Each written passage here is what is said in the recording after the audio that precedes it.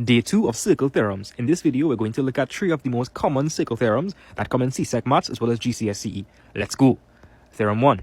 Angles at the circumference standing on the same arc or chord in the same segment are equal. Now I know it sounds a bit complicated, so let's break it down. When we look at this, we could see a chord. Why is this a chord? It is a chord because it connects point A to point B, right? But it does not pass through the center of the circle. Now the chord also cuts the circle into two regions. We have this region and we have this region. Remember, you'd call this the major segment and this would be the minor segment. So we could see two things. Both of these angles, if you think of these as legs, both of these angles stand on the same chord, chord AB, and they are in the same segment, in the major segment. Additionally, both of the angles touch the circumference. So anytime you have angles standing on the same arc or chord, right, and they are in the same segment and they are at the circumference, the angles are going to be the same. So just recapping that, angles at the circumference standing on the same arc or chord in the same segment are equal. Notice they're saying arc or chord. So we went through chord, we know what a chord is. It also is the same concept for arc. So this would be arc AB. Remember, arc is just piece of the circumference and the same concept would apply. Angle D and angle C are both standing on the same arc. So that's why we say arc or chord. Let's go through some common mistakes students make. Students might say that, this and this is equal, but that would be wrong. Why would that be wrong? Well, you notice that both of them standing on the same chord or arc, however, they are in different segments. This angle is in the major segment and this is in the minor segment.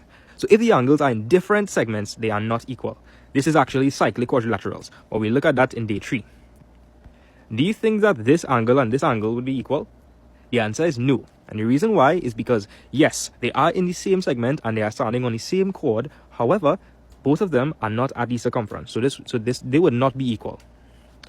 Another mistake students would make is they would say that this and this is equal. But let's observe something. You notice that this angle is standing on arc or chord AB, and you notice that this angle is standing on arc or chord AE. So both of them are standing on different chords or arc. So they cannot be the same at all. So I hope you understand Theorem 1. Theorem 2 now. The angle between the radius and the tangent is 90 degrees. Let's try to understand what I'm saying there. So the radius is the point from the center to the circumference. And the tangent is a line that touches the circumference at exactly one point. So when they meet, they form a right angle, which is 90 degrees. Great. Let's move on to Theorem 3. This is pronounced Thales theorem. You probably wouldn't learn that in school, but this is the proper name for it. And this says that the angle in a semicircle is 90 degrees. And the proper way to say it is the angle subtended by a diameter at the circumference is 90 degrees. But if you write this in CSEC, you're going to get full marks. If you want me to make a video going through what subtended means, let me know in the chat below. So let's observe this. So as you can see, we have a diameter. A diameter cuts a circle in what? In half. So if a diameter cuts a circle in half, then it's going to form two semicircles. So we have a semicircle here, and we have a semicircle here. As you can see, the angle created by the diameter at the circumference is in fact 90 degrees. And the proper way to say this would be the angle subtended by the diameter at the circumference is 90 degrees. So I hope you understand this. Let me give you another example. Let's just say we had an angle over here. It would also be 90 degrees because it's an angle formed in a semicircle. Let me give you another example. This would also be an example because this angle is at the circumference and it's formed by the diameter. So great, we now understand 3 of the most important theorems. Let's do a past paper question now. So the diagram below shows a circle with the points P, Q, R, and S lying on a circumference and its center marked O. RP is the diameter of the circle and AB is a tangent to the circle at P. Angle APQ is 3x degrees, angle QPR is 2x degrees, angle RPS is x degrees, and angle QSP is 54 degrees. Determine the value of each of the following angles, show a detailed working where possible, and give a reason for your answer. So we are trying to figure out what angle X is. When I look at this question, I'm immediately noticing we have a tangent, and I want you to also notice that we have a point at the center, and from the center we have a line that goes to the circumference. So we have a tangent there, and we have a radius. Remind me guys, what is the angle between the tangent and the radius? Well, that angle will be 90 degrees. So that entire angle, bro, Good notes will make me upset, you know. I don't know what's going on with good notes. But this entire angle here is going to be 90 degrees. And as you can see, we have some smaller angles here. I know that the x degrees will confuse some people, but x is just a variable. We're actually trying to figure out what x is. So if this entire thing is 90 degrees, then if I add up 2x and I add up 3x, that is supposed to be equal to 90 degrees. So if I want to find for x, this is what I could do. Again, the 2x and the 3x would add to make the whole angle, and the whole angle is 90 degrees. So 2x plus 3x is supposed to be equal to 90.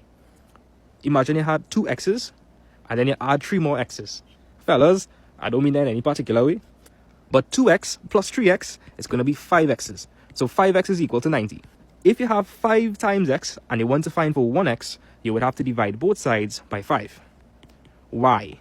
Well, we want to figure out what 1x would be. So I divide both sides by 5, and so x is going to be 5 into 90, which I believe is 18 degrees.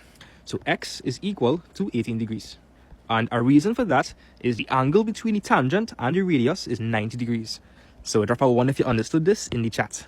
So by me figuring out what x is, I can now plug it in and fill in these angles.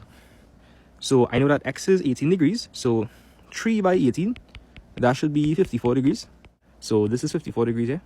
And 2 by 18 is 36 degrees. So I could fill in this angle over here. I could also fill in this one over here. This would be 18 degrees. And if you have some trust issues, remember, when we add up this and this angle, it's supposed to give me 90. So 36 plus 54 is in fact 90, so it makes sense. The maths in. Right, we want to figure out for angle y now. Angle y is over here.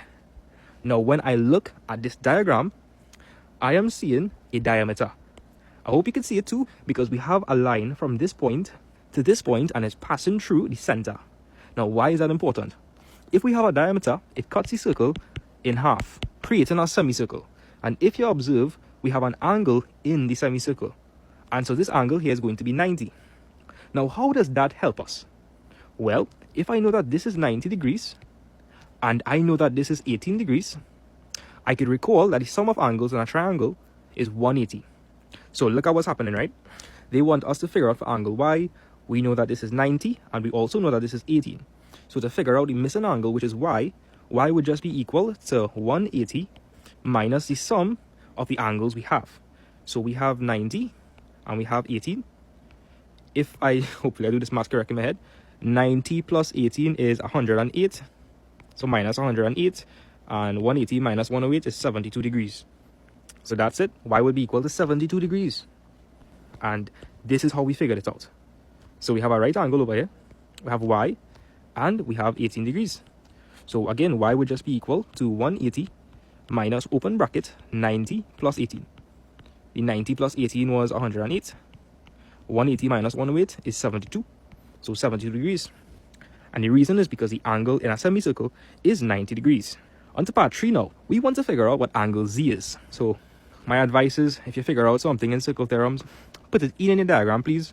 So we know that angle y is 72 degrees, so I'll put that over there. So now we're trying to figure out for angle z. Now to do this one, I'm going to ask you something. What do you notice about angle r and angle q, which is angle z?